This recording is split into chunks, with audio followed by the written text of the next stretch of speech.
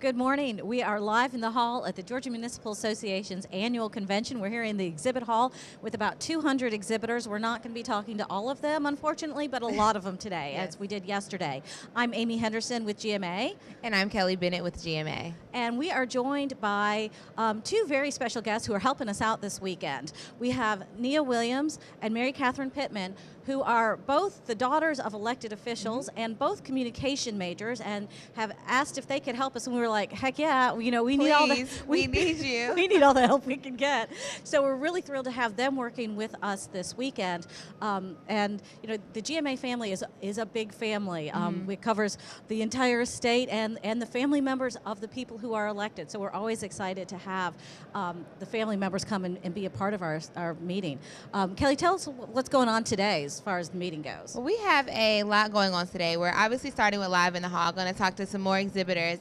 We have our concurrent sessions, the first round, so we'll have city officials, city staff, just really kind of getting in and learning more things. It's more kind of laid back than training, I would say, but still a lot more education, a lot more networking there. And then we also have something I'm very excited about is our new kind of training awards program where we roll out the red carpet. There will literally be a red carpet, and our training awards recipients, they'll be able to, they're going to walk across the stage and, have their pictures taken, but really a time to honor them and really the dedication that they've shown to kind of elevating themselves on a training level and really better serving their city. Right. So I'm very excited for that too. And then we have our business meeting, of course, and we'll do the installation of officers and... Well, today is the election. We changed up the schedule a little bit this year, and it's going to be kind of fun, I think. Today is the election of officers. Nia, your dad is going to be that's exciting. Elected to third vice president, which puts him in line. We have the way we do our elections is you get in at third vice president. Each year you advance until you're president. So he in 2020, your dad will be taking on the presidency of GMA. Yeah, so that's really cool. And we also adopt our legislative policy today too. And I think it's interesting that it's the middle of the year. We just finished. It feels like just 2 months ago we finished the legislative session, the 2017 legislative session, and the work began immediately on crafting the 2018. Yeah. So, ladies, guys, and it's interesting. I think it shows your dad is Buddy Pittman, who is the council member in Eastman, Georgia, which is a rural area. Your dad, Vince Williams, mayor of Union City, which is an urban area, just outside of Atlanta. Very different geographical areas. But do you feel like you have some things in common being children of elected officials? I think so, definitely. I think children of officials can relate on certain levels, such as, the time our parents have to spend away coming to these type of conferences, always meeting new people. So I think we can definitely relate on that. Yeah. I completely agree with her, 100%. Yeah. And do you feel like sometimes like the community has just as much hold on your dads as you guys do? It's like, oh, dad's busy with, all these hundreds of people who need his attention right now. That's definitely. So many phone calls all the time. Yes. Okay, always on the phone. They're not here to tell. So tell us, what are some of the fun phone calls that you've like the dogs are barking and So many of those. And something's wrong with the street. I need this done, this done, this done. I think that is such the essence of local government too, that it is that, they know they can pick up the phone. Yeah, pick up the phone and call you. So what are some ones you've heard? Yeah. Like she said, there'll be stuff with the streets. There's my dad is really big on trash being around the city. So he'll be like, go pick up that trash or go over here and get that. It's in the streets. Lots of that. That's awesome. And both of you guys are studying communications. Mary Catherine, what school are you at? I attend Georgia Southern University, right down the street in Statesboro. Right down the street. It's for me, right down the street is literally right down the street. Right. For you, it's like a couple 30 miles or so. And where are you, Nia? I'm at University of Memphis in Memphis. And when do you guys finish up? Because I think you guys are about 1 year away, both. I have a year and a half. I have a year. So exciting. Are you ready to get out there and start working? Yes. You say that. Let me tell you. Not really. That thing that we used to have is called winter break. There's not that in the working world. So it's just work, but no, it's gonna be great. And we're so excited to have you guys here this weekend. And you guys are gonna go hit the exhibit floor with Kelly and talk to some of our great exhibitors. We have so many different products and solutions out there, and it just really shows you how complicated city government is when you realize that there are 200 different companies here with solutions to problems problems. So that means there's 200 problems out there that we more, can or more. that we can name right Right. now. You know, so so we're excited to have them here. We're excited to have you guys working with us and go out and find some folks for us. It'll be nice. It'll be fun. Yes, it's going to be a great day here at GMA because every day is a It's great day at GMA. GMA. We'll be back in just a minute.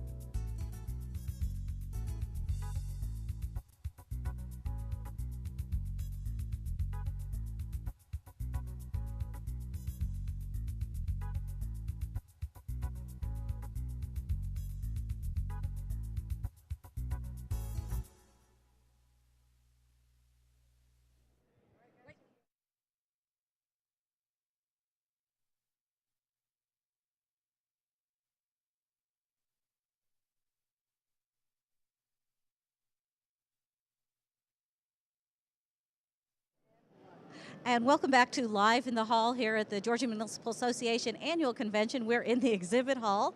And I'm Amy Henderson with GMA and joined by Ansel Davis, a council member from Riverdale, Georgia, and our new chairman of our training board. Yes. And so you've been on the training board for a number of years, I know. Yes. And tell us a little bit about why you feel the training is so important, why you got engaged with it. Training is so important because when someone is elected to public office or elected office, you really don't know the things you need to know. Right. And so training kind of impacts that, and it gets you on point and puts you where you need to be, because from taxation to ethics to whatever the gauntlet might be, Right. you need to know.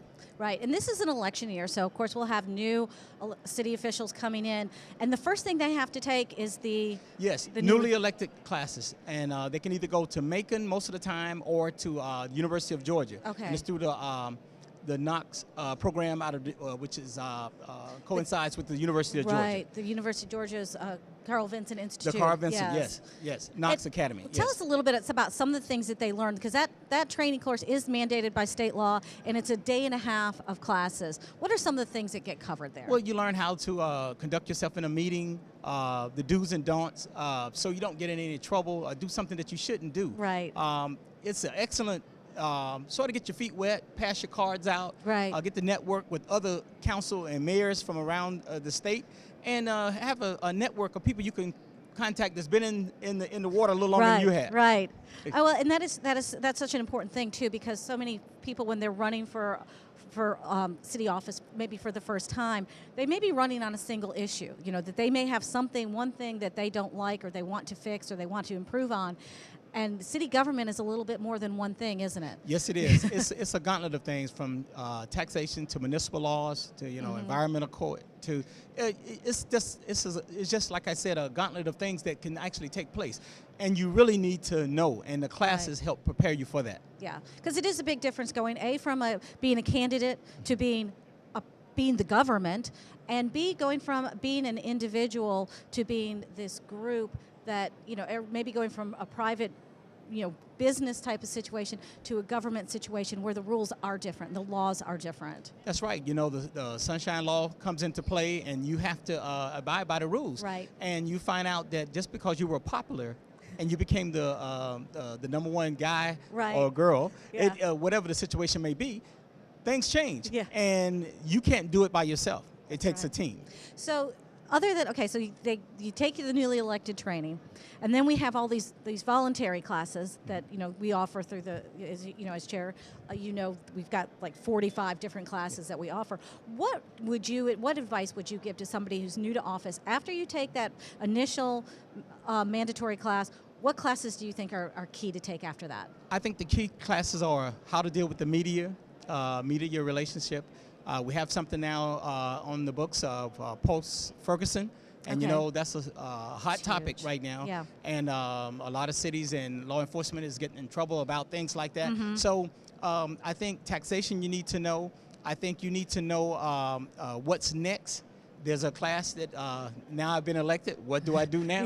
and you need to find ways that you could bring people who have made mistakes, so you don't make those mistakes. And there are classes, and the legal team at GMA is awesome. Yeah, I will second that. We have a really good group of folks who teach these classes, and some of it is GMA staff that teach some of the classes. Some of it are the folks from the Carl Vinson Institute, and you guys as a board, you meet four times a year, and you review. That's right. The training classes, we review what we think is working, the percentage of how many people attend, and then we get feedback on what you thought about the class and the instructor. Right. They get graded somewhat, and then we know, well, this is not a good fit for what we need. Right, and I'm not gonna lie, I teach a couple classes, and I love when I get the reviews back. And it's funny because as an instructor, the first thing you do is like flip to the comments to see what they say. Yes, and it's important to be honest about it. But as a whole, GMA has picked some great instructors, and they get some good reviews. Yes, and even when we don't, and I've been one where there's a couple of times where it's like, they have pointed out things, and I have revised my my class or tighten things up where I took their feedback as it was as constructive criticism and improved the program. And that's a good thing because you went back and retooled and came back with what's needed. And speaking of retooling, the training board has over the last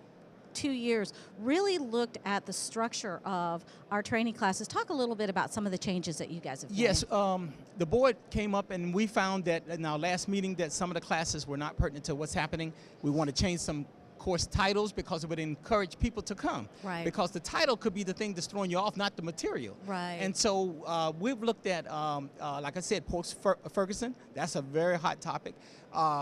The cameras and the police, that's big. Yep. And so law enforcement somewhat has been hot on the path right now. And that's great because you guys do this critical or emerging issues. That's right. Which could be anything that is right now current. So it's not like at the beginning of the year you're deciding these are the classes that we're offering. You just have a placeholder for emerging issues, and as you get closer, you realize this is what this emerging issue is. Yes, and we have some hot ones on there now. And the good part about it is we're looking for a new name instead of calling it Hot Topics. So we're working on that. Working on that too. Currently. And you guys changed some of the hours. So it used to be everything was a 6-hour class. That's right. And for example, open meetings, open records was one class, and it was 6 hours. That's right. And we've changed a lot some to 6, some to 3. A lot of the mobile tours, and I've been very instrumental in bringing the what we used to call the heart and soul tours. Right. Visiting other cities and see what did they do right, what did they do wrong, so your city can take the easy path and save the citizens a lot of money. Well, and that's such a great point because these classes, a lot of the things that you can learn in the class, you could learn if you stayed in office long enough. But you're going to do it the hard way. That's true. It's going to be the painful way, and it could cost your taxpayers, it could cost your community in reputation and legal And that's problems. why I feel that training is so important, because I would love to see, and I may get in trouble for this, but I would love to see the state mandate that you had to go back for concurrent and recurring training your whole career, because there's so many things changing in the world, and the way the platform you came in office has changed. Yeah. And it's not about you, it's about the citizens. Yeah, that's great. So we didn't talk about the one thing that I think is so key to our training, which is the Leadership Institute. And yes, I went through the Leadership Institute, and protocol was one of my diplomacy and protocol. There's so many different things that you need to know, and then the SIMSOC. And that is hard, but it teaches you, how society really flows and what causes things to happen and how you diffuse some of those situations. Right. So I enjoyed that. I don't think there has been a single person who has gone through the Leadership Institute, and we offer that once a year. That's right. And it's 2.5 days, as I recall. Yes. Grueling. Yes, yes. There is not a single person who has come through that and not felt like it was transformational. That's right. That it wasn't just that they learned things; it changed them. Oh, you're a different person when you go through that. Yeah. I mean, just the camaraderie, because you've got to get with a team and you got to work it out. Yeah. And there is no book to go to and get the answers. You got to come together. It's just like real life. It's real life. It's real life. Right. There's no easy path. Well, we're looking forward to what's coming up with training this year. I know you guys are you constantly working things and retooling. We're looking at doing more online training to make it so people don't have to travel to get to training. It's just really exciting, and I think it's a testament to the work you and the others are doing on the training board, that we have 2,500 training seats this weekend that have been sold, that people are going to these training classes. It says a lot about the quality. It does. And then, again, hats off to GMA for really just getting involved and keeping us abreast and sort of nailing our feet to the floor and say, get it done. Yeah. Get it done the right way. Well, great. Well, we thank you so much, and we're going to go back out on the floor and visit Kelly and some of the exhibitors.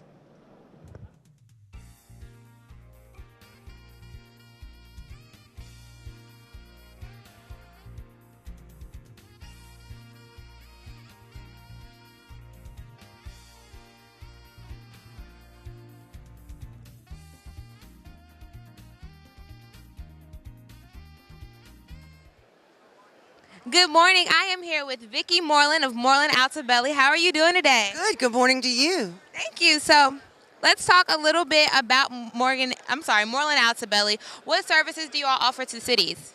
We are a full-service Georgia-based engineering company.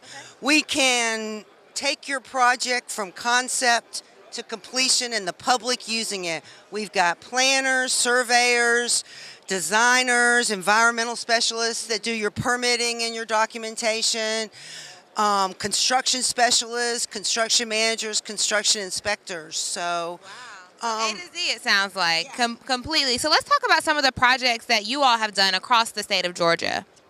well, you know, when somebody asks you that question, you tend to think about the high-profile projects. Right.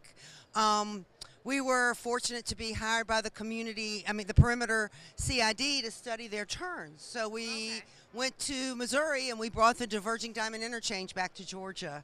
Wow, I've heard a lot about that. And we've just been fortunate to participate in the second one we designed over on Windy Hill Road. But, you know, it's our pleasure. We live here. We have offices all over the state.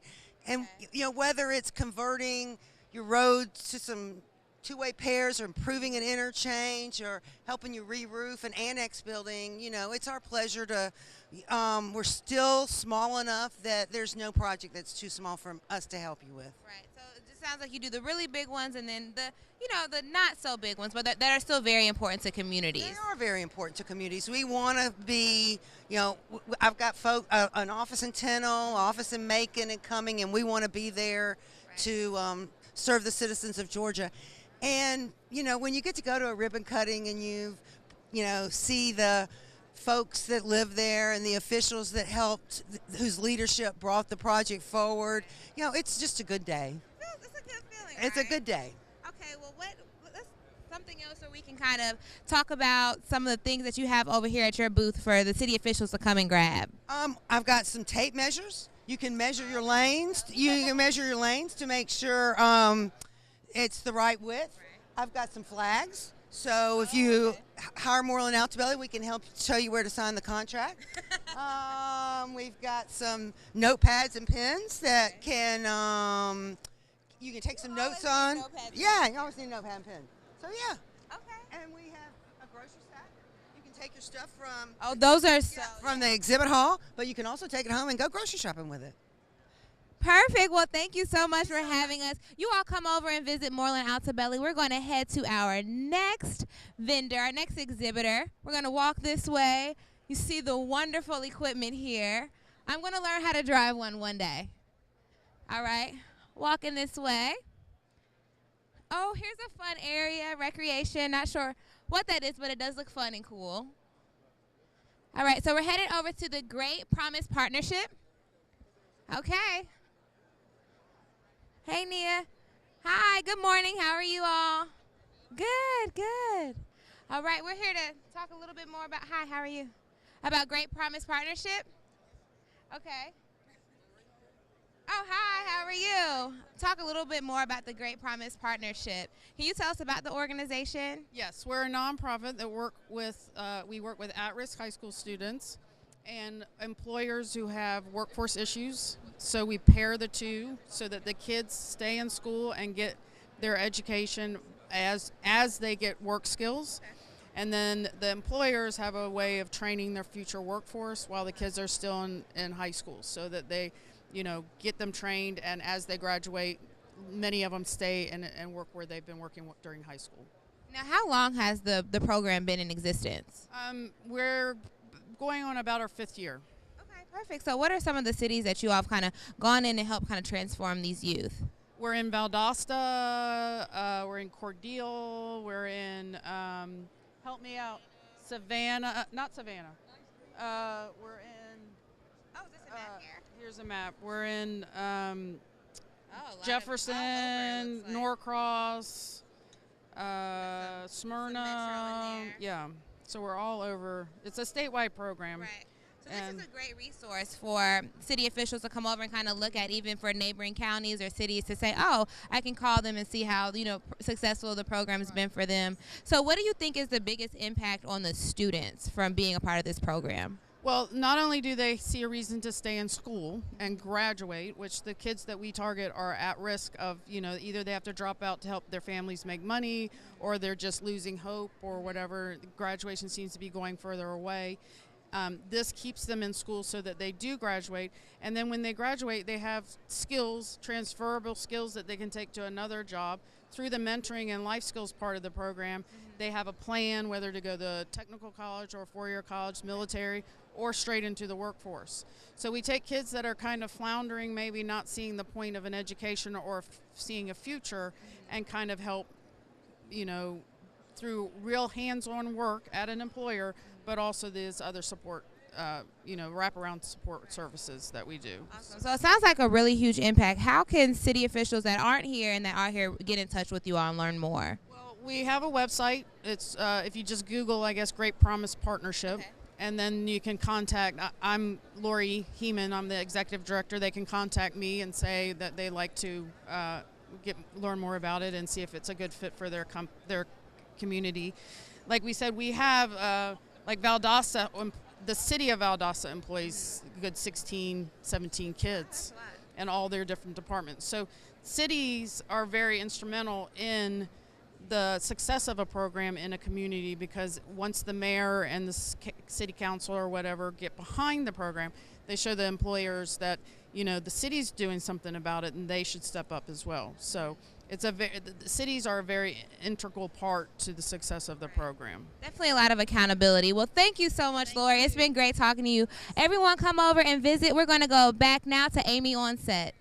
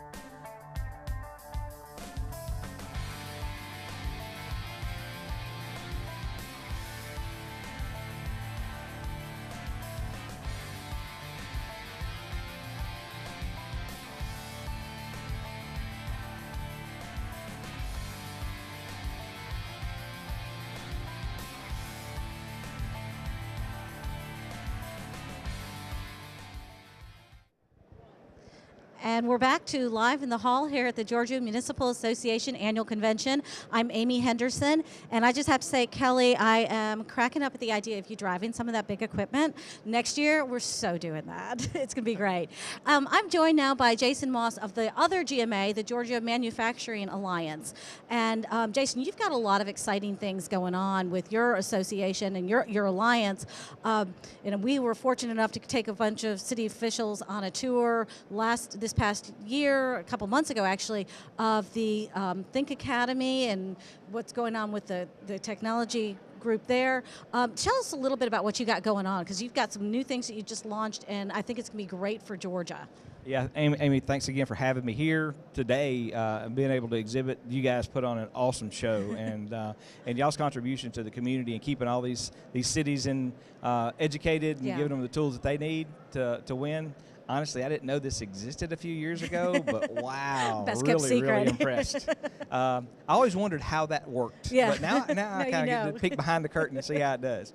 But like you guys, we've got a lot of stuff going on. Mm-hmm. We just launched the Georgia Manufacturing Job Board, and that was in direct response from a lot of our manufacturing mm-hmm. companies.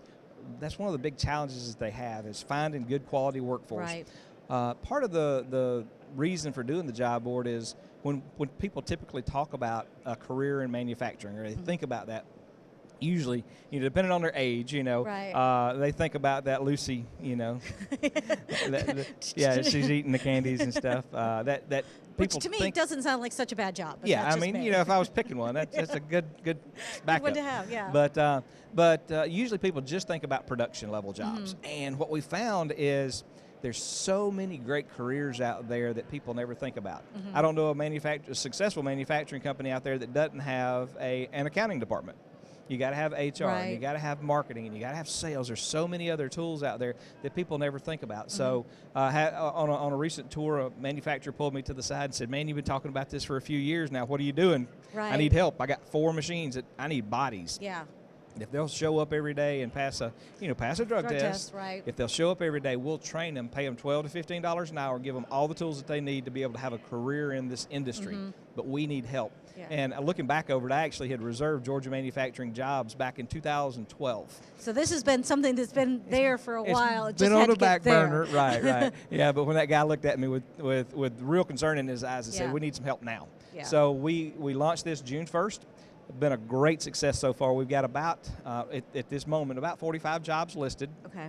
Tons of people are posting their resumes on it. It's kind of the chicken eating the egg. You got to have great jobs posted, right, to be able to attract the job seekers, and then the companies need mm-hmm. to have a lot of people looking at them. And it's a wide variety of jobs. It is. It's everything from accounting. I mean, we got clerical. We've got production line. Operations is really big. Right. Operations.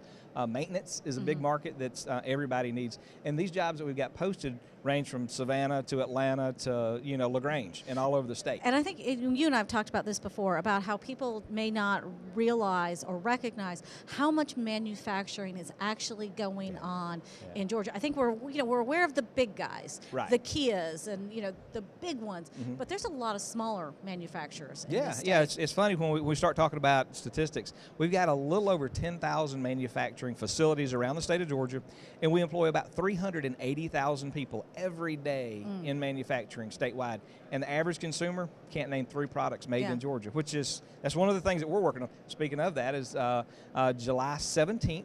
This is the 4th year that Governor Deal will be presenting to me and our team the proclamation declaring July Buy from Georgia month. Did you know July Buy from Georgia month? Well, you kind of knew that, but some of these guys I always might not. try to buy from Georgia. Right. That's kind of my thing as much as I can. That's a good thing. Yeah, and I know you really promote that as well. And and I had the opportunity last year to go to the manufacturing seminar summit that mm-hmm. you do in the fall.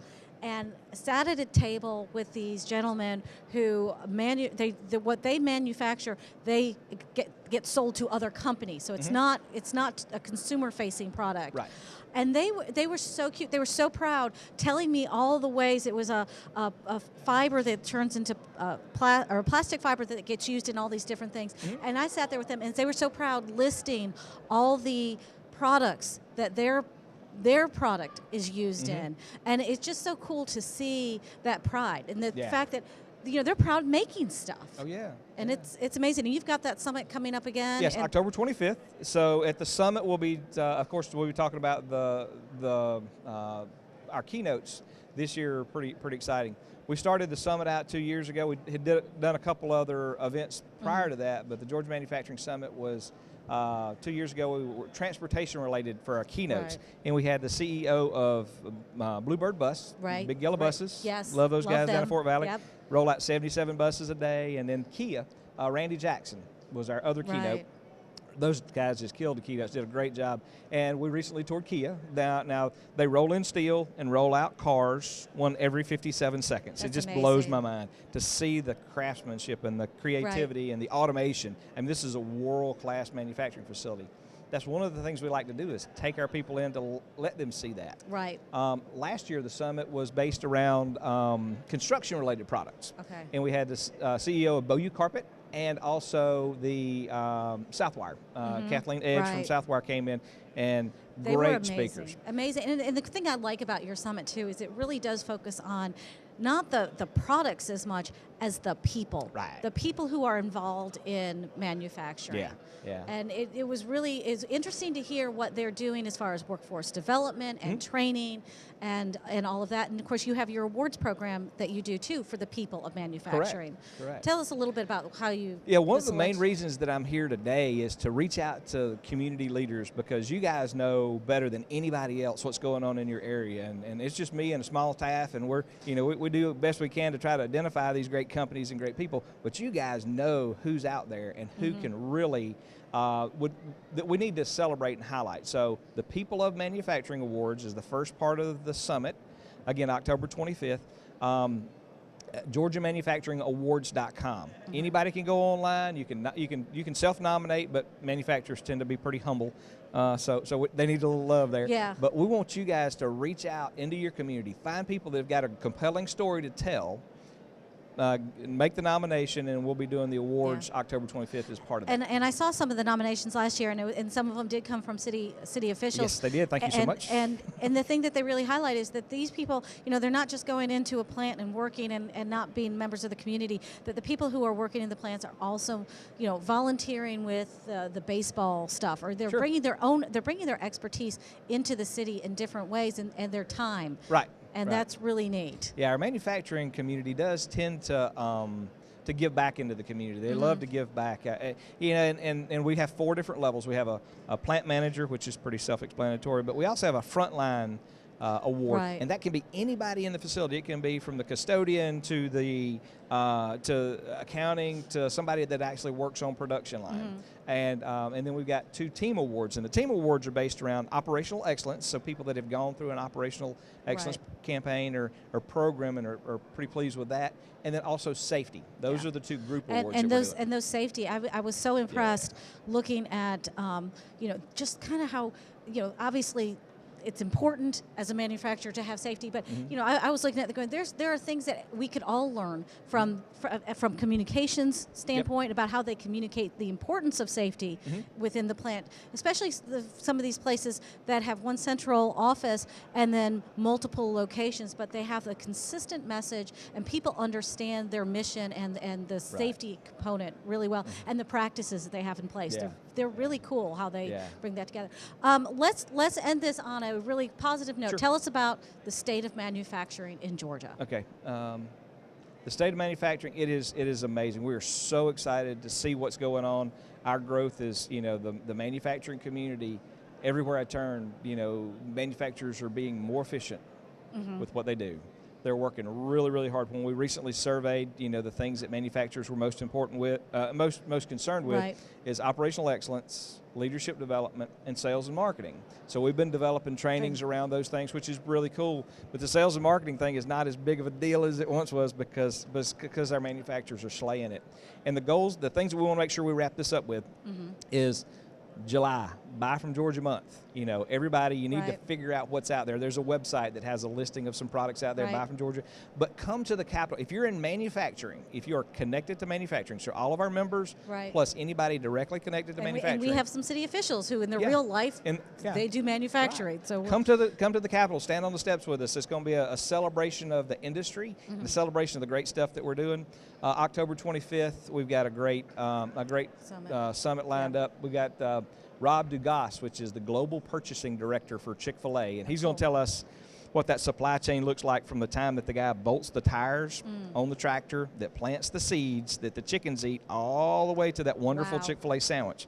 And there's a lot of people that touches. And you don't Yeah. think about, when you talk about manufacturing, usually Chick-fil-A doesn't pop to mind. Right. But it should, because it impacts so many lives. Well, that's So, great. Well, we appreciate the work that you're doing with the manufacturers and you being here this weekend. And, city officials, they appreciate, they want, good things happening in their communities, and manufacturing is a big part of that. So thank you so much, and we look forward to buying from Georgia in July and pretty much every other month if you can. Nice. So, Well, thank you for the invitation. Thank you Yes. for the partnership and for the friendship. You Right. guys rock, and looking forward to continue to make Georgia great.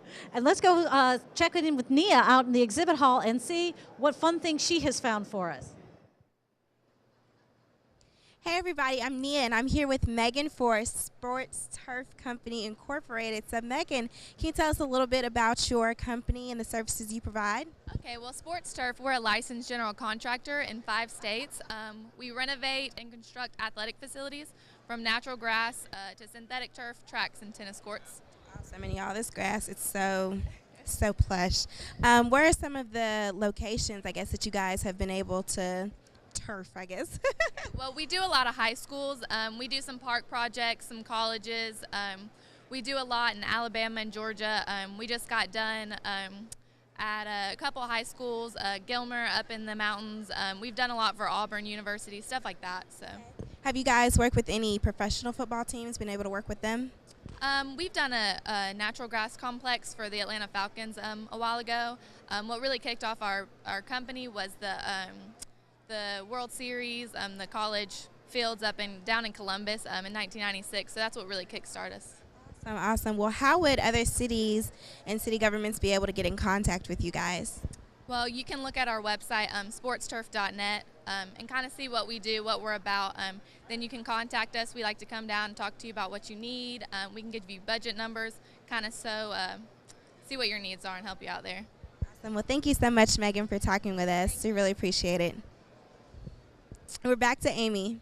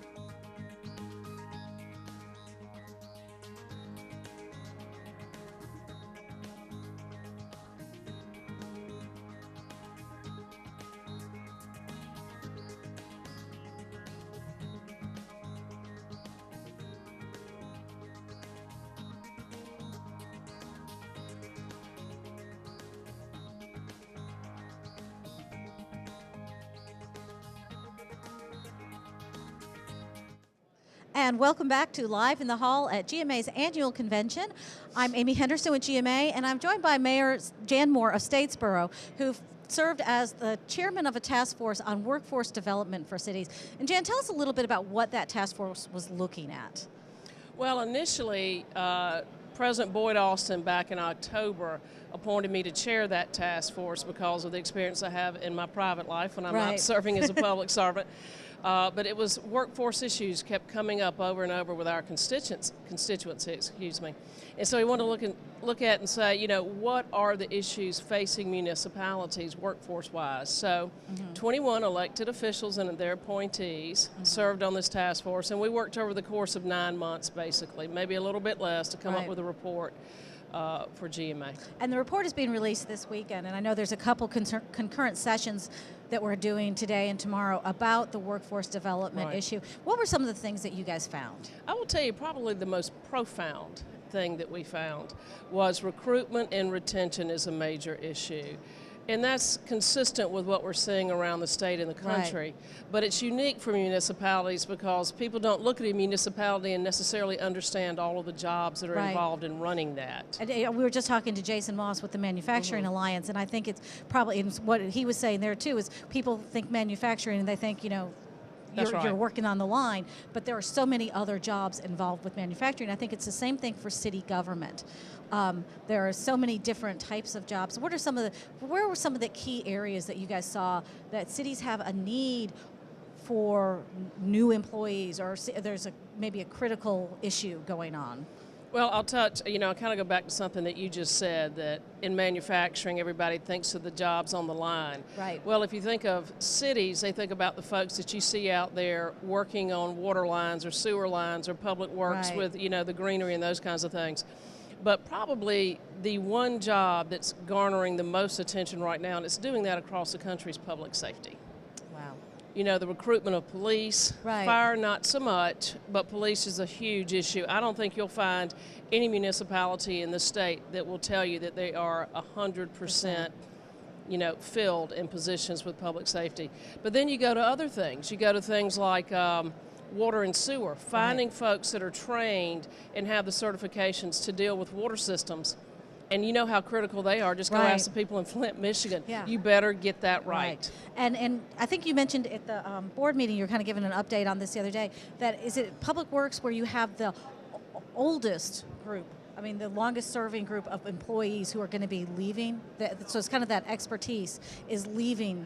That's right. Our head of our water department just retired after 37 years. The week he graduated from high school, he went to work there. That's so cool. And he just retired, and we found out just looking at ourselves internally that the average, not age, but the average years of experience in working within that department was over 20. So we know we've got a huge gap that we're going to have to fill. And where does that next wave of workers come from? I mean, and especially you mentioned the certification, and you work at Ogeechee College, Technical College, as Vice President for Economic Development. That's a mouthful, isn't it? I know, it is. It is. I'm really kind of proud of myself for getting through that early in the morning. Any time of day, actually. But so you're aware of, you know, the issues of certifications and those, you know, the training that is needed, not just in city government, but everywhere else, but particularly when we're looking at water and wastewater treatment, there's particular training that is needed. Where are people going into that? Are they looking at that as an option? They're really not. They're really not. And one of the things that we've realized now as an organization and association that we have got to do is we've got to take the resources that we have and leverage those in recruiting and retaining these folks. We've got to let people know what jobs are out there, what careers are out there. And we're doing it on our own a little bit, but we're not doing it well as an organization. And kind of how cool some of these jobs are. Oh, very. I mean, I keep wanting to do a story for our newspaper about the odd and interesting things that these wastewater treatment plant people find in the filter, but I keep being told no. Probably it's a good thing. Listen, if you live next to the water treatment plant, you may think differently. But yeah, people don't realize within a city, for instance, you've got engineers. You've got sometimes architects, folks that serve in planning and zoning. You have very high-level IT people because you're running, you know, in information technology systems and cyber technology and all these kinds of things. It is like everything you can imagine under one roof. So what are the next steps? What's going to happen with this report? You got the report out there. What's going to happen? I think a couple of things. One, we're recommending to the board and to the association that we continue, not as a task force, but as a committee, to continue to look at this issue and what we can do to help our municipalities with workforce development and retention. Right. And secondly, again, we've got to leverage who we are as an association as we go out and promote the wonderful jobs and the honorable jobs that are associated with working for a municipality. Every day when I go down to City Hall, I see people that are very proud to work for the city of Statesboro, and I'm sure that's the same way throughout the state. You hear about them, they feel like they have a purpose. They're not just working for a paycheck, they're working for a purpose. This past year during Georgia Cities Week, Kelly Bennett interviewed a couple city employees about their jobs and what it means to them. And I think one of my favorites was the guy who works in animal control, who said the best part of his job is returning a lost animal to its owner. And it just, and he goes out there with that purpose every day to help people. And I'm so excited about where we're going with this, because I think there are such great people out there doing wonderful work. And the big thing too we always talk about is people leave their communities. Young people leave their communities and don't come back because there aren't jobs. But there are jobs, and they're at City Hall. There are, and I will tell you, one of the great things about being mayor is being able to recognize people when they retire. And we do it, unfortunately, on more of a regular basis than I would like, but that's just the genesis of who we are and what happens. But I can say without fail, every single retirement that we have honored, the person retiring has cried. Wow. And everybody else does too. It has meant so much to them, their service, and to be recognized by their peers and to be recognized by everybody else. They look back with honor and gratitude and a very large sense of self-worth at what they have accomplished. And to watch that every council meeting, you realize the value of what you do and what we do. And it is, as you mentioned, a lot more retirements because they've got the baby boomers who are retiring, and I think city governments are competing just like everybody else for those good employees. And maybe it's the perception of government work is not as positive as we would like it to be, and that starts, I think, at the national level and kind of trickles down. And so it is going to be a hard road to hoe, but I'm excited about getting the word out about, hey, city government's it's a cool place. It's like Parks and Rec, the TV show. Who wouldn't want to work there? And I think part of what you're saying that's absolutely true is, when do you see city government on television? When it's city council and they're fighting. Nobody goes to show the lovely, the great kumbaya city council meeting. That doesn't happen. They show the fight, and so everybody thinks that's what you get, a bunch of people fighting and those poor folks that have to work for them, and that's not, that's not true. No, it's not. Maybe sometimes, but not all the time. Not the vast majority of the time. Well, we appreciate your work on that task force and look forward to, continuing work as a committee where we go with this and really getting the word out there and saying, who can we pull into the city government family that we love. We're going to do great things. Yes. You just watch. It's going to be good. Great. Thank you so much. Right, Have a great weekend. All right, take care. Thanks. Bye-bye.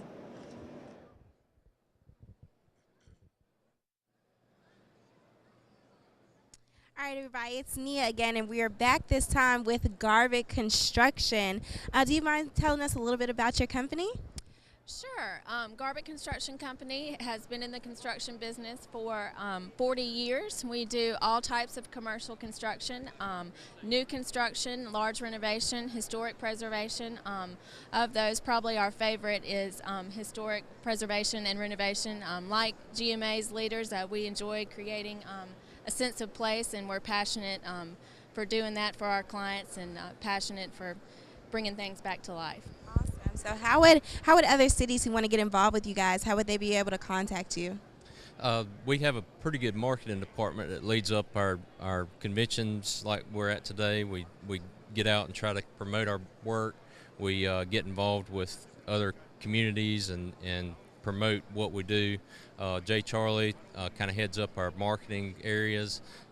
Give us a call. We've got a good website if you want to check us out, garvikconstruction.com. It's got a good kind of display of what we've done in the past, our team, and future projects that we're working on now. Awesome. And so what are some of your experiences and kind of the projects that you guys have going on right now?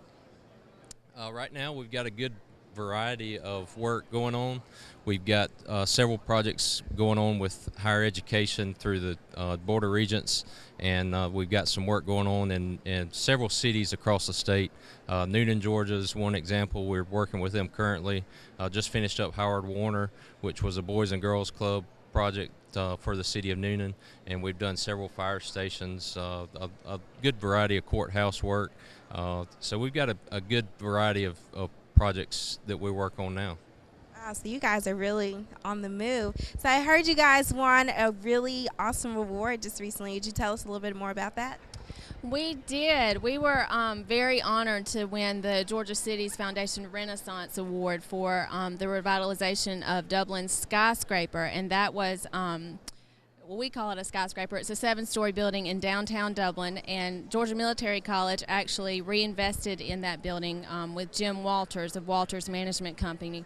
And we were honored to be a part of that. Mayor Phil Best actually led up that initiative, and he, was just phenomenal, has a real talent of getting all people at the right seats at the table, and we were fortunate enough to be at that table and created just a phenomenal project, created over 100 jobs in downtown Dublin, revitalized a historic piece of architecture, and has been recognized for its wonderful, revitalization, and we're happy to be a part of that.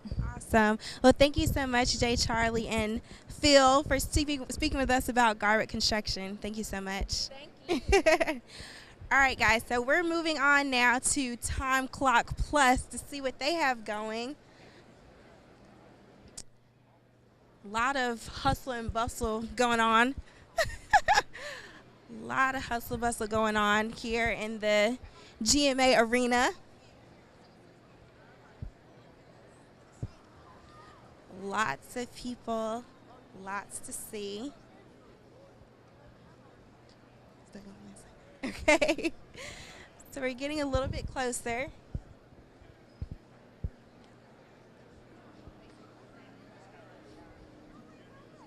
Okay. They're directing me, guys, to Time Clock Plus, and here we are. Hey there. So I'm Nia, and we are with GMA Live. So here with Michael and Haley. Awesome. So can you guys tell us a little bit about Time Clock Plus and what you guys offer? Fantastic. Well, Time Clock Plus automates employee time and labor management.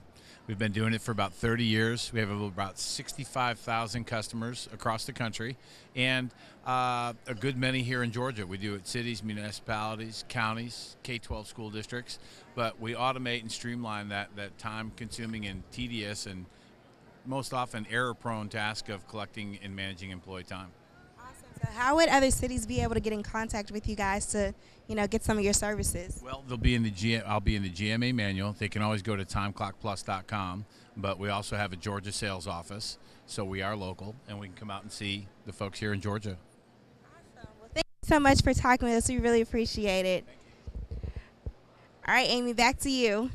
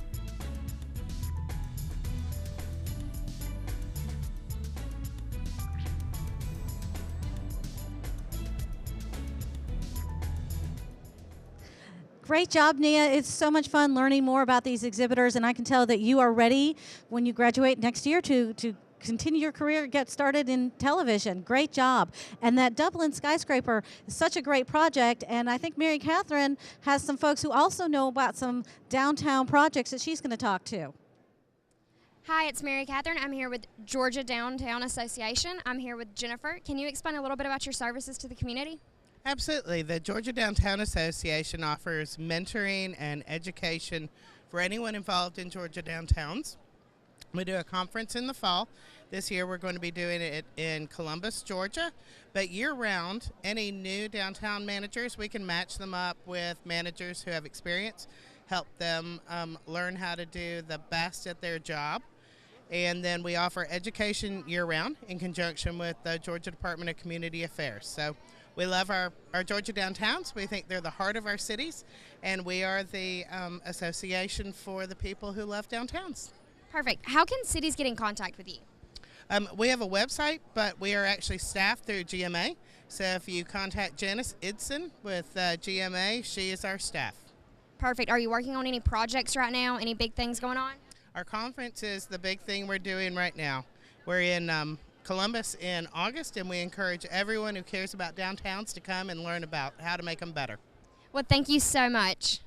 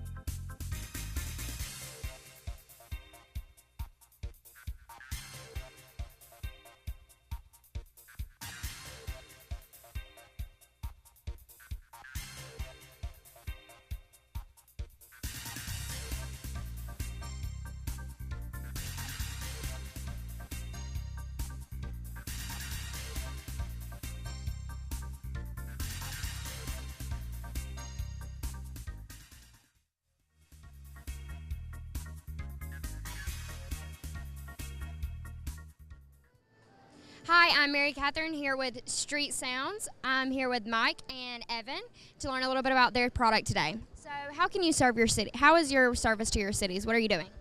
Well, what we do is we put music on your main street. So the product is a wireless audio system that is mounted on a street light pole. And just like that one, you plug it into the AC outlet where you typically have Christmas lights or something, and you mount it on a pole, and it's got outdoor, weatherized, weatherproof everything, but it's wireless. So you don't have to dig up streets and sidewalks. If you've got a historic area or a new park area like you folks have, you can put these up and down that area. You can put them about every 120 feet on streetlight poles, and it's a very flexible system for Christmas music, background music, festivals, parades, and it's also real time. So this can make an announcement in real time for festivals. So you can mic your band, you can announce lost child, weather emergencies, and things like that. So Street Sounds is a very flexible wireless audio system for Main Street USA. I love this idea. How can cities get in contact with you? We are on the web at streetsoundswireless.com, and if you go to the website, there's a video on how you install one, how you use it. The network management software, it has a scheduler built in, so you can stream Pandora Radio, which is what we're doing now, or you can make live announcements. But streetsoundswireless.com is our website. Frequently asked questions page and videos and things like that. Well, this is a great product, but thank you so much for your time. Thank you. I appreciate your time. Thanks.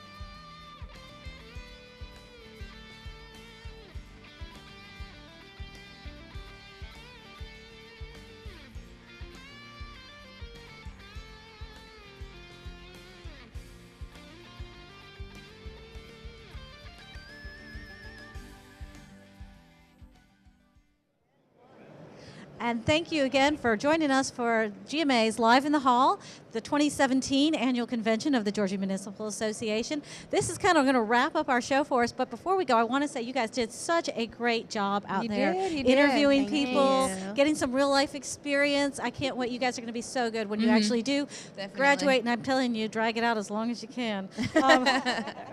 Real world, they expect results. No, you guys did a great job. And before we go, I want to ask both of you, this is your impressions of the convention. You guys kind of got an inside look at it this weekend. What are some of the things that have stuck out for you?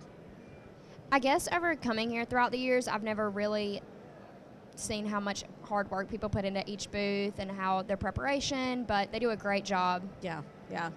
And I was literally going to say the same thing, like coming here year after year, I always just go hang out and do stuff, but you actually get to do like fun things. Yeah, but actually like This is this is fun too, Yeah. right? This is fun, but actually like being involved and seeing like all the different organizations and how cities, connect with them, Yeah. it's really eye-opening. Well, and we appreciate your help too this weekend. I mean, it really is a team effort that the whole convention from, Lamar Norton at the top to everybody along the way, and having you guys help us has been great. We really appreciate it. You guys have done some video packages for us this weekend. You've covered some stories. You covered policy committee meetings yesterday.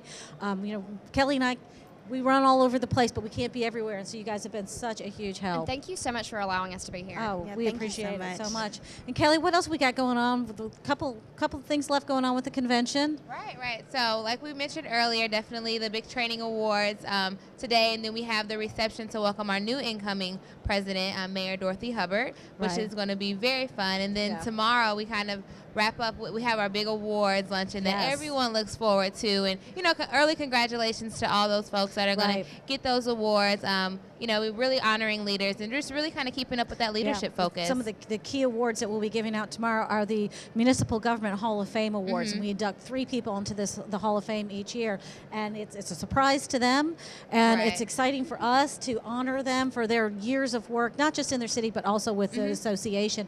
And then right after that, people go into more training, and then on Tuesday, more training. There's some more training. But it has been great fun. Then and we have the closing too. Oh, It's that's very right. fun. We got to have mention that too. Taste of Savannah. Tomorrow we're doing the big closing event, and one of the delegate gifts are like these really nice blankets that are waterproof on the other side for the fireworks show. That's gonna be so cool. That's very That's gonna be exciting. I fun. know So everyone looks forward to the Taste of fireworks over the Savannah. river, yeah. Yes, It's so that'll good be very nice. food, casual environment, and a lot of families. A great and- way to end. Yeah, it is a great end to the. It's been a really good convention, and knock I on agree. wood, it's going to continue this way for the next Yes, day or it two. will, it will. But we appreciate all of you joining us too. And if we didn't see you here at the convention, hopefully we'll see you here next year. We'd love to see you live and in person. And join us in Savannah for some of the training in the classes. Thank you, and have a great day. Thank you.